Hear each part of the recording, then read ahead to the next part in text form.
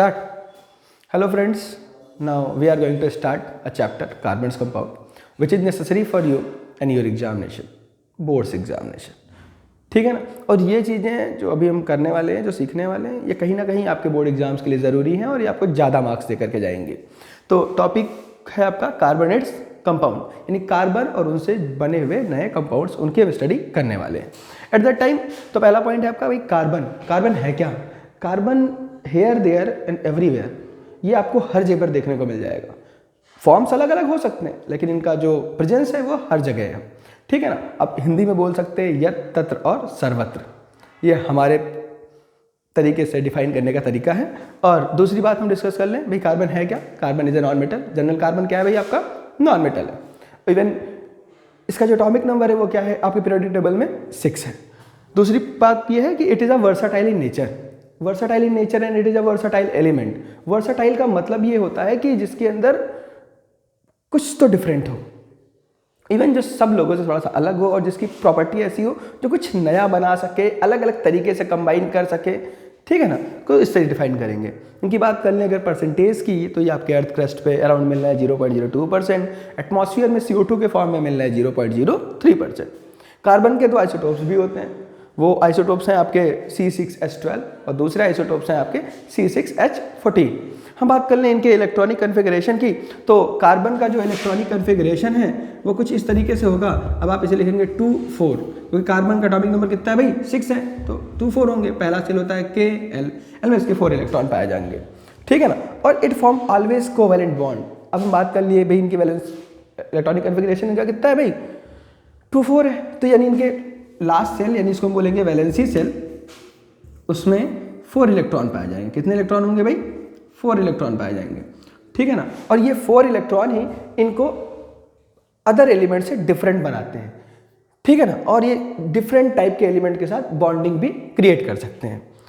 Next point, it is always form covalent bond. Point यहीं पर आकर के रुक जा रहा होता है कि भाई ये आयनिक बॉन्ड्स क्यों नहीं बना पाते? क्या ये कोवेलेंट बॉन्ड ही क्यों बनाते हैं? कोवेलेंट बॉन्ड होता क्या है? क्वेश्चंस ये हैं। तो भाई कोवेलेंट बॉन्ड क्या है? जिसमें आप क्या करते हैं? इलेक्ट्रॉन्स की शेयरिंग कर रहे होते हैं। आयनिक बॉन्ड वो होता है जिसमें आप इलेक्ट्रॉन को ट्रांसफर कर रहे होते हैं। ठीक है ना। तो अब हम डिस्कस करने वाले हैं पहले कि भाई ये ऑलवेज जो है कोवेलेंट बॉन्ड बनाते हैं। तो कोवेलेंट बॉन्ड बनाते हैं या फिर इनका डिस्कशन है, तो क्यों ये कोवेलेंट बॉन्ड ही बना पाते हैं, क्यों आयनिक बॉन्ड नहीं बना पाते? ठीक है ना। अब हम वो पढ़ने वाले हैं। 1 मिनट, सुनिए, लिखा हुआ है point, it always forms covalent bond. Covalent bond का मतलब ये है कि भाई कार्बन, हम एक कंपाउंड ले लेते हैं CH4, जिसको आप मेथेन नेम से जानते हैं। इसका मतलब ये कार्बन के अराउंड 4 इलेक्ट्रॉन हैं। इसने क्या कर लिया? बॉन्ड्स बना लिए।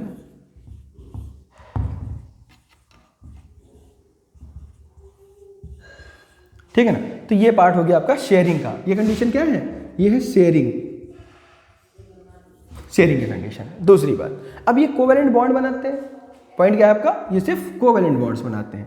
आयनिक क्यों नहीं बनाते हैं, इस पर डिस्कस करते हैं। और ये इससे रिलेटेड क्वेश्चंस आपके बोर्ड्स एग्जाम में देखने को मिल सकते हैं। क्वेश्चन ये है कि भाई ये आयनिक बॉन्ड क्यों नहीं बनाते हैं? पहला पॉइंट, अब आप सपोज करिए पहला आपका कार्बन है। कार्बन के अराउंड आप जानते हैं कि 2 इलेक्ट्रॉन और 4 इलेक्ट्रॉन बाहरी सेल में होते हैं। अगर ये बेटा 4 इलेक्ट्रॉन्स लूज कर देते हैं, तो एट दैट टाइम आप जानते हैं किसी भी एटम में जो नंबर ऑफ इलेक्ट्रॉन है और number of proton, electron equal to proton, इनके नंबर्स इक्वल होते हैं। Number of electron and number of proton की बात कर लें तो ये हमेशा इक्वल होते हैं। जब भी ये लूज कर देंगे अगर अपने इलेक्ट्रॉन, 4 इलेक्ट्रॉन्स को अगर ये लूज कर देते हैं, तो होता ये है कि ये एटम कैसा हो जाएगा? अब ये 4 इलेक्ट्रॉन लूज करने के बाद ऐसा होगा कि ये अनस्टेबल हो जाएंगे। कैसे हो जाएंगे?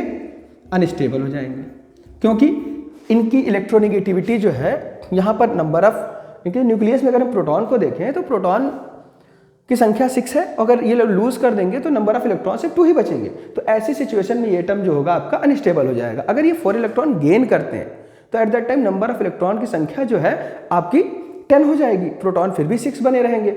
इस कंडीशन में भी अनस्टेबल होंगे, इसलिए ये आयनिक बॉन्ड का फॉर्मेशन नहीं करते हैं और कोवेलेंट बॉन्ड का फॉर्मेशन करते हैं। ठीक है, अभी के लिए इतना ही, नेक्स्ट वीडियो में मिलते हैं।